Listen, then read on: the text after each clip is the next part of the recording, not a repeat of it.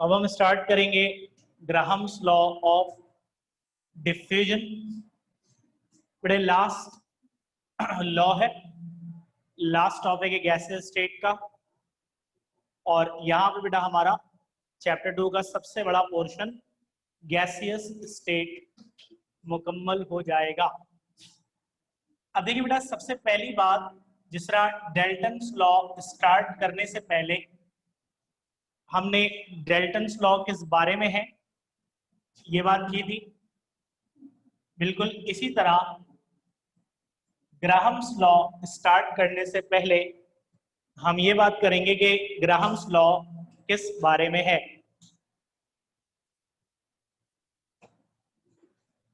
ठीक है बेटा, तो सबसे पहली बात डिफ्यूजन के बारे में, क्योंकि हमें पढ़ना है तो हमें ये पता होना चाहिए कि डिफ्यूजन क्या होती है।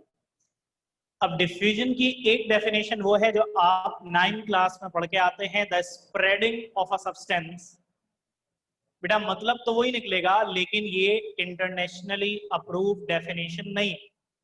बेटा हमें आपको वो डेफिनेशन बतानी चाहिए कि जो आप पाकिस्तान में किसी को बताएं, या आप अमेरिका में किसी को बताएं, या दुनिया के किसी और मुल्क में किसी को बताएं, तो वो सेम हो। ऐसा ना हो कि आपकी बात अलग हो और बाकियों की अलग हो। तो बेटा डिफ्यूजन की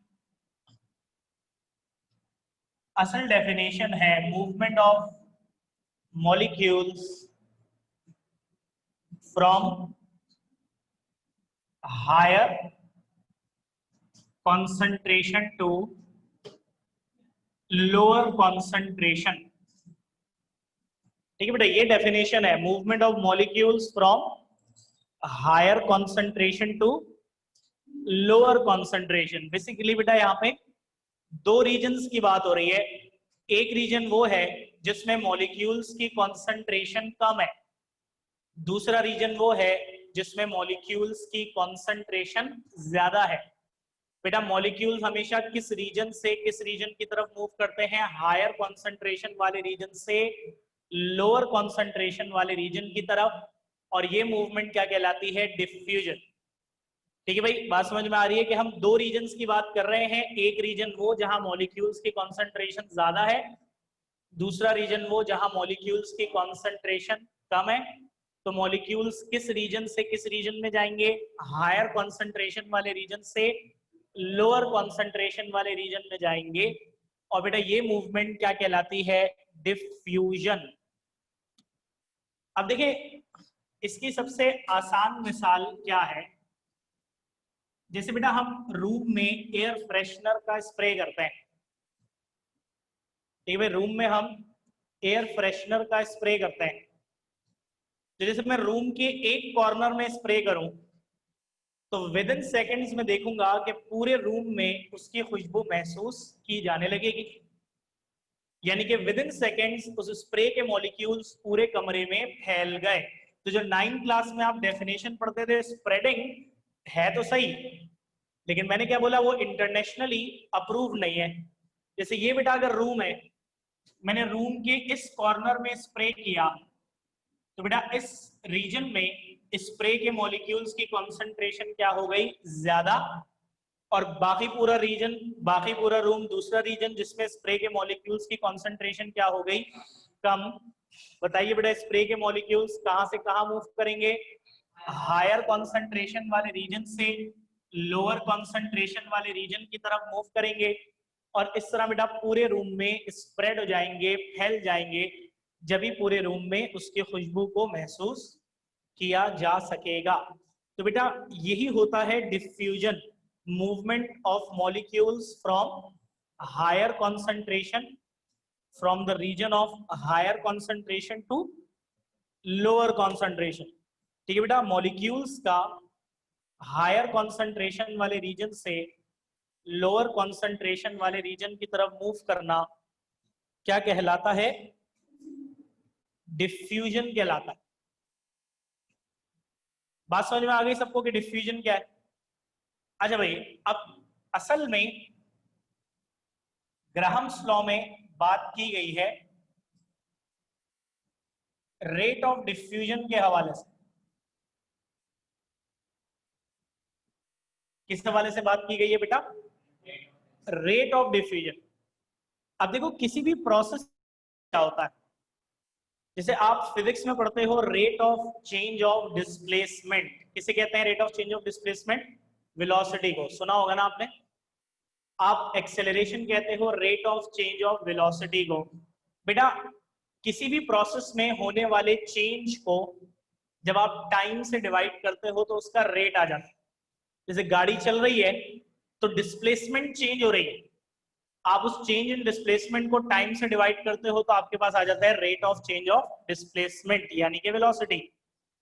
ऐसे बेटा एक्सेलरेट वेलोसिटी चेंज हो रही है, ठीक है, जैसे कराची का ट्रैफिक है तो कभी फास्ट चल रही है गाड़ी कभी स्लो, एक्सेलरेशन चेंज हो रही है तो आप उस वेलोसिटी सॉरी चेंज हो रही है, आप उस चेंज इन वेलोसिटी को टाइम से डिवाइड कर देते हो, rate of change of velocity यानी कि एक्सेलरेशन आ जाता है। बिल्कुल ऐसे ही अगर मॉलिक्यूल्स हायर कॉन्सेंट्रेशन वाले रीजन से लोअर कॉन्सेंट्रेशन वाले रीजन में मूव कर रहे हैं तो यहाँ किस चीज में चेंज आ रहा है, कॉन्सेंट्रेशन में या वॉल्यूम में?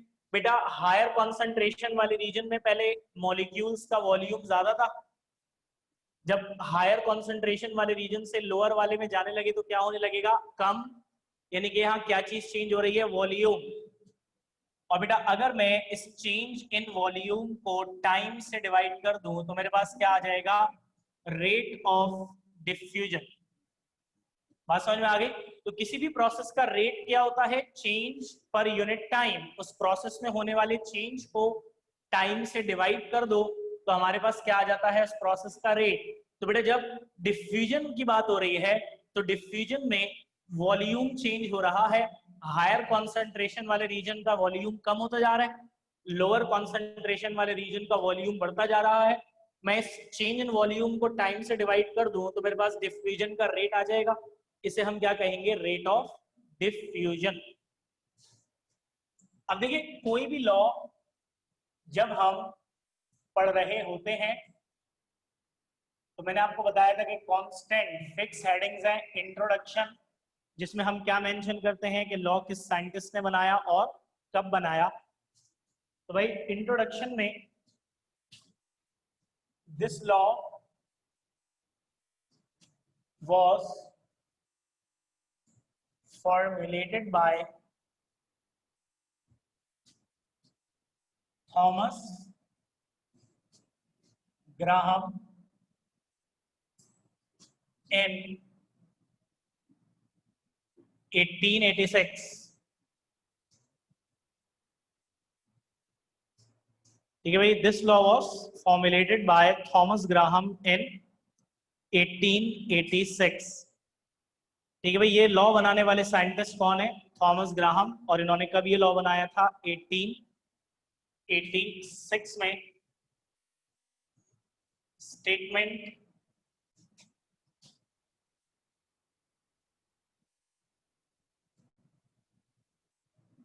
the rate of diffusion of a gas is inversely proportional to its density। ठीक है बेटा, the rate of diffusion of a gas is inversely proportional to its density।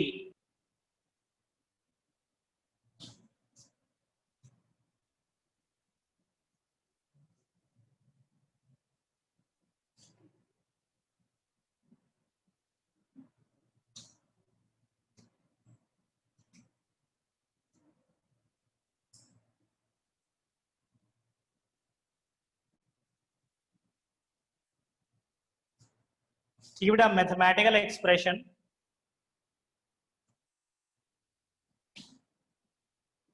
According to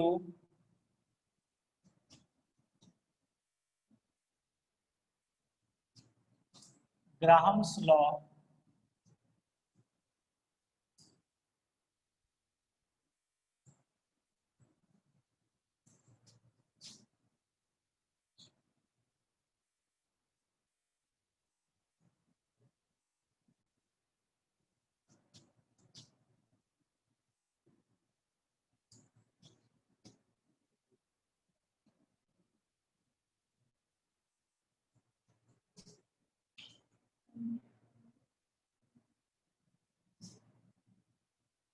अच्छा बेटा ध्यान से देखिएगा, देखिए थॉमस ग्रैहम ने इस लॉ में एक बड़ी इंपॉर्टेंट बात बताई है कि the rate of diffusion of a gas is inversely proportional to the square root of its density. ठीक है बेटा, the rate of diffusion of a gas is inversely proportional to the square root of its density.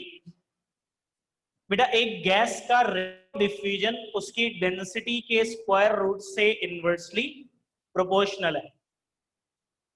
अब अगर square root को जरा थोड़ी देर के लिए हटा दें क्योंकि उसका काम मैथमेटिकल है, लॉजिकल नहीं, तो एक गैस का रेट ऑफ डिफ्यूजन उस गैस की डेंसिटी से क्या हुआ, इनवर्सली प्रोपोर्शनल, मतलब डेंसिटी ज्यादा तो रेट ऑफ डिफ्यूजन कम, यानी गैस स्लोली डिफ्यूज होगी। डेंसिटी कम तो रेट ऑफ डिफ्यूजन ज्यादा, यानी कि गैस तेजी से डिफ्यूज होगी। ठीक है भाई, रेट ऑफ डिफ्यूजन कम होने का मतलब है कि गैस स्लोली डिफ्यूज होगी, रेट ऑफ डिफ्यूजन ज्यादा होने का मतलब गैस तेजी से डिफ्यूज होगी। तो बेटा अगर एक गैस की डेंसिटी ज्यादा है तो रेट ऑफ डिफ्यूजन कम, यानी गैस स्लोली डिफ्यूज होगी। अगर गैस की डेंसिटी कम है तो रेट ऑफ डिफ्यूजन ज्यादा, यानी कि गैस तेजी से डिफ्यूज होगी। अब देखो डेंसिटी किस बात को शो करती है, डेंसिटी शो करती है कि गैस हल्की है या भारी है। डेंसिटी कम का मतलब है कि गैस हल्की है और हल्की गैस तेजी से डिफ्यूज होती है। डेंसिटी ज्यादा का मतलब गैस भारी है और भारी गैस स्लोली डिफ्यूज होती है। तो बड़ी लॉजिकल सी बात लग रही है ना भाई, बड़ी लॉजिकल सी बात लग रही है कि डेंसिटी कम का मतलब है गैस हल्की है और हल्की गैस है तो रेट ऑफ डिफ्यूजन ज्यादा यानी तेजी से डिफ्यूज हो रही है। डेंसिटी ज्यादा मतलब गैस भारी है, भारी गैस है तो रेट ऑफ डिफ्यूजन कम यानी स्लोली डिफ्यूज हो रही है। ठीक है भाई, तो रेट ऑफ डिफ्यूजन किस चीज को शो कर रहा है कि गैस तेजी से डिफ्यूज होगी या स्लोली। डेंसिटी किस चीज को शो कर रही है कि गैस हल्की है या भारी। बेटा इस पूरी डिस्क्रिप्शन से ग्राहम्स लॉ का वो कंक्लूजन निकलता है, बेसिकली जो पूरे ग्राहम्स लॉ का निचोड़ है एक लाइन में, एक सिंगल लाइन जो पूरे ग्राहम्स लॉ का निचोड़ है कि lighter gases diffuse faster than heavier gases. ऊपर लिख लो, ऊपर पेज का ऊपर वाला हिस्सा होता है ना, वहां ये लिख लो कि ग्राहम पूरे ग्राहम्स लॉ का ओवरऑल मतलब ये बनता है कि lighter gases diffuse faster than heavier gases. ठीक है बेटा, lighter gases diffuse faster than heavier gases.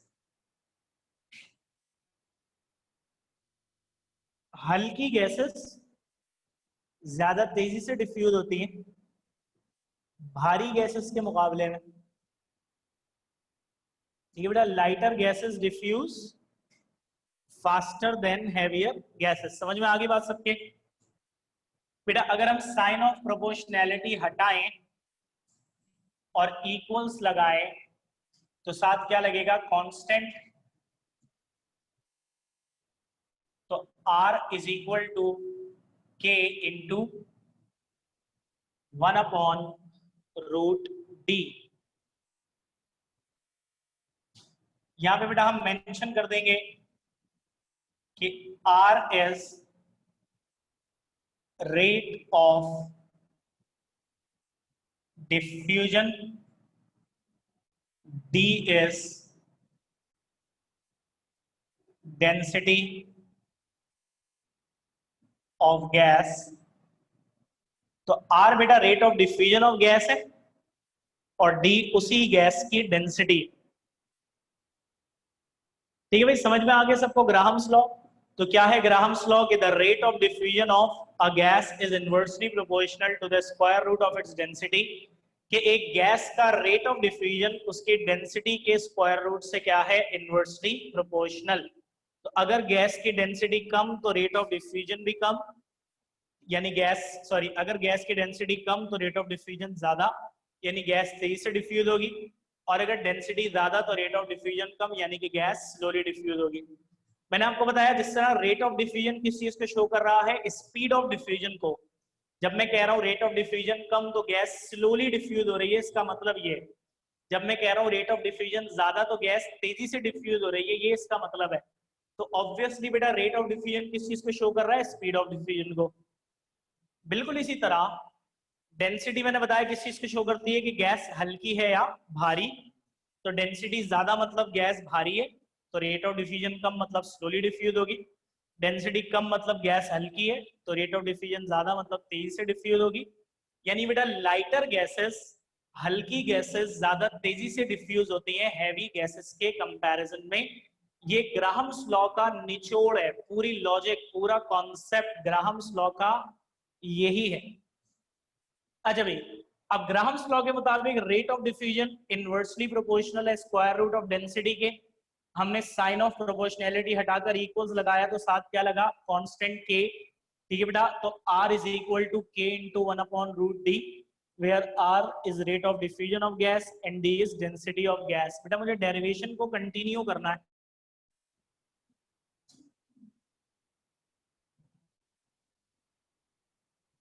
देखिए, अगर हम बात करें दो गैसेस की, एक गैस को मैं कह दूं गैस A और दूसरे गैस को कह देता हूं गैस B। तो गैस A के रेट ऑफ डिफ्यूजन को कहूंगा RA और गैस A की डेंसिटी को क्या कहूंगा बेटा? DA। तो मेरे पास फॉर्मूला क्या बन जाएगा? R is equal to K into 1/√D था। तो R के साथ A लग गया और D के साथ भी A लग गया। क्यों? क्योंकि हम किसकी बात कर रहे हैं? गैस A की। तो RA का मतलब होगा rate of diffusion of gas A और DA का मतलब होगा डेंसिटी ऑफ गैस A। बेटा मैं इस इक्वेशन को इक्वेशन 1 कह देता हूं। इसी तरह गैस B की अगर बात करूं तो बेटा गैस B के रेट ऑफ डिफ्यूजन को कहूंगा RB is equal to K into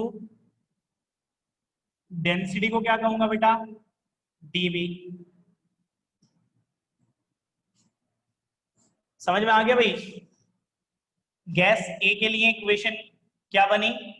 RA is equal to K into 1/√DA और गैस B के लिए क्या बनी? RB is equal to K into 1/√DB। अच्छा बेटा, मैं इस इक्वेशन को रेसिप्रोकेट कर रहा हूं, रेसिप्रोकेटिंग अबव। बेटा रेसिप्रोकेट का मतलब क्या होता है? इक्वेशन को पूरा उलट दो, जो नीचे है वो ऊपर आ जाएगा, जो ऊपर है वो नीचे। अब देखो आरबी के नीचे कुछ नहीं है तो 1 है, जब ये उल्टा होगा तो 1/RB हो जाएगा। अगेन के नीचे भी कुछ नहीं है तो 1 है, ये उल्टा होगा तो 1/K हो जाएगा। और ये बेटा 1/√DB है तो √DB अपॉन 1 हो जाएगा। तो अपॉन में 1 को शो नहीं करते तो ये हमने हटा दिए। इसे कह रहा हूं इक्वेशन 2। क्या हुआ अभी बता रहा हूं। अच्छा भाई, अब हम इक्वेशन 1 और 2 को करेंगे मल्टीप्लाई। ठीक है भाई, इक्वेशन 1 और इक्वेशन 2 को मल्टीप्लाई करेंगे। चाहते तो नहीं करते इसको, इसको भी रेसिप्रोकेट, लेकिन आसानी हो जाएगी इसलिए किया है, वरना डिवाइड करना पड़ता बेटा। निस्बतन आपके लिए डिवाइड करना मुश्किल होता है मल्टीप्लाई के कंपैरिजन में। तो मल्टीप्लाइंग इक्वेशन 1 एंड 2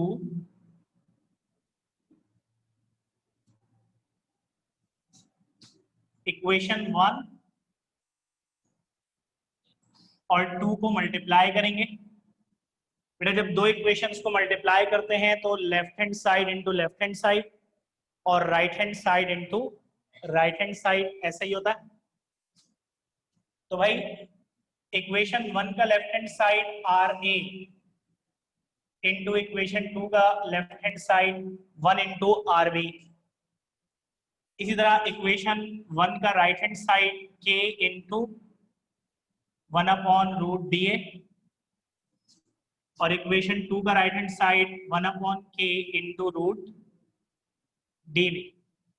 तो बेटा हम इक्वेशन 1 और 2 को मल्टीप्लाई कर रहे हैं, 1 के लेफ्ट हैंड साइड को 2 के लेफ्ट हैंड साइड से, 1 के राइट हैंड साइड को 2 के राइट हैंड साइड से। बेटा ये k और k क्या हो जाएगा बताओ, कैंसिल। बोर्ड पे देखो सारे, लिखो नहीं अभी। ये k और k क्या हो गया, कैंसिल। अब देखो इस साइड पे r a into 1 r a हो जाएगा। बेटा लेफ्ट साइड क्या बन गई, r a upon r b। Right side देखो बेटा, ऊपर है root D B into 1 into 1, नीचे है root D A into 1 into 1। यानी ओवरऑल ऊपर क्या है, अंडर रूट डी बी, और नीचे क्या है, अंडर रूट डी ए। तो under root D B upon D A, ये आ गई हमारे पास राइट हैंड साइड। तो R A upon R B is equal to root D B upon D A. बेटा आपको पता है ना, इस इक्वेशन में आप अगर गौर करें तो लेफ्ट हैंड साइड और राइट हैंड साइड एक दूसरे के उल्टे हैं। लेफ्ट हैंड साइड में ए ऊपर है बी नीचे है, राइट हैंड साइड पे बी ऊपर है ए नीचे है। इस बात को याद रखिएगा। अक्सर बच्चे सेम लिखकर फॉर्मूला खराब करते हैं और न्यूमेरिकल भी खराब हो जाता है। बेटा मनाहिल दो में से एक को करना था फॉर्मूला ड्राइव करने के लिए, और दोनों को नहीं करता, जब भी डिवाइड करके आ जाता। बात समझ रही हो? अब बुक में ऐसे हुआ हुआ इसलिए मैंने ऐसे करा दिया, जरूरत नहीं थी वैसे। अगर मैं इसे इक्वेशन 2 कहता और 1 को 2 से डिवाइड करता, जब भी यही होना था।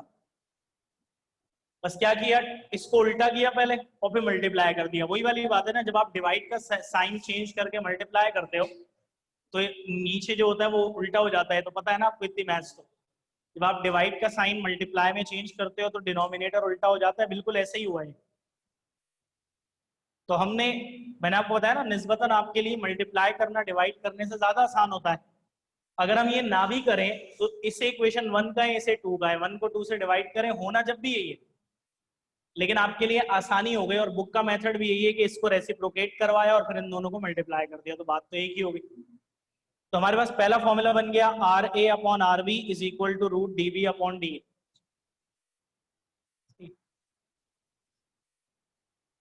बेटा यहां तक की डेरिवेशन सबको क्लियर हो गई है, किसी को इसमें कोई इश्यू तो नहीं है? कोई बात पूछनी, कोई स्टेप पूछना? यहां तक सबको क्लियर है डेरिवेशन? अब देखो बेटा, इक्वेशन के राइट साइड पे क्या है, डीबी अपॉन डी ए। अगर मैं आपसे पूछूं कि डीबी अपॉन डी ए क्या है, तो आप क्या बताओगे मुझे?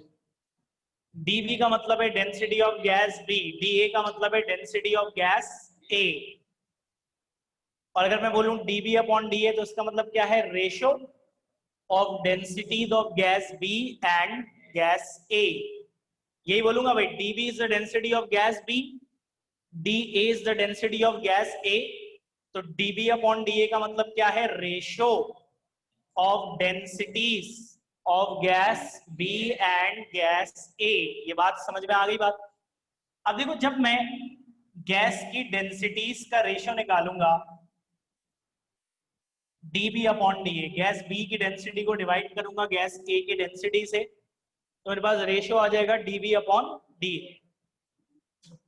मुझे पता ये चलेगा कि अगर मैं गैस B के मॉलिक्यूलर मास को गैस A के मॉलिक्यूलर मास से डिवाइड करके रेशियो निकालूं, तो इस रेशियो की वैल्यू और इस रेशियो की वैल्यू न्यूमेरिकली इक्वल होती है। ठीक है बेटा? तो dB अपॉन dA रेशियो किसका है, density of gas B divided by density of gas A। Mb is molecular mass of gas B, Ma is molecular mass of gas A। तो Mb upon Ma ratio है किसका, density of molecular mass of gas B divided by molecular mass of gas A। अब दूसरे लफ्जों में सुनो, चाहे मैं दोनों गैस की डेंसिटीज का रेशियो निकालूं, चाहे मैं दोनों गैसेस के मॉलिक्यूलर मासेस का रेशियो निकालूं, सेम टेम्परेचर पे जो रेशियो डेंसिटीज का आता है वही रेशियो मॉलिक्यूलर मासेस का आता है। बात समझ में आ गई? तो न्यूमेरिकली dB अपॉन dA बराबर होता है mb अपॉन ma के। तो मैं इस इक्वेशन से dB अपॉन dA हटा के mb अपॉन ma लगा सकता हूं, क्योंकि दोनों क्या हैं, बराबर हैं। इस इक्वेशन को मैं इक्वेशन 3 कहूंगा, और यहाँ पे लिखूंगा बेटा, सब्स्टिट्यूटिंग इन इक्वेशन 3। बेटा यहाँ पे लिख रहा हूँ, देखो जरा, तो जब मैं इक्वेशन 3 में सब्स्टिट्यूट करूंगा तो मेरे पास क्या आ जाएगा, R A upon R B is equal to under root M B upon M A. ठीक है भाई। तो जैसे कि मैंने आपको बताया कि जो गैस की डेंसिटीज का रेशियो होता है डीबी अपॉन डी ए, वही गैस के मॉलिक्यूलर मासेस का रेशियो होता है M B upon M A. यानी कि डेंसिटीज का रेशियो और मॉलिक्यूलर मासेस का रेशियो न्यूमेरिकली क्या होता है, इक्वल। और क्योंकि ये न्यूमेरिकली इक्वल है, जैसे मैं इक्वेशन 3 में इसको सब्सटीट्यूट करूंगा तो डीवी अपॉन डी ए हट जाएगा और उसकी जगह क्या आ जाएगा, M B upon M A. बेटा ये फॉर्मूला ज्यादा आसान है क्योंकि डेंसिटीज तो जब तक आपको वैल्यू बताई नहीं जाएगी आप इस फॉर्मूले को यूज नहीं कर सकते। लेकिन बेटा मॉलिक्यूलर मास तो आप खुद ही निकाल लेते हो ना गैस का फॉर्मूला देख के, है ना भाई। तो मॉलिक्यूलर मास तो आप खुद ही निकाल सकते हो। तो इसीलिए देखो जब फॉर्मूले में डेंसिटी हट गई और मॉलिक्यूलर मास आ गया तो अब ये फॉर्मूला ज्यादा आसान हो गया, ज्यादा काम का हो गया। इसे मैं इक्वेशन 4 का लिखा है बेटा, आगे नजर नहीं आ रहा, आप लोग लिख लें। इसे कहा है इक्वेशन 4। और आप बेटा इसके बाद लिख दीजिएगा एक लाइन जो मैं डिक्टेट कर रहा हूं कि इक्वेशंस 3 एंड 4, बता रहा हूं बेटा, डिक्टेट कर रहा हूं, आप लोग लिखें equations 3 and 4 represents mathematical form, equations 3 and 4 represents mathematical form of Graham's law of diffusion।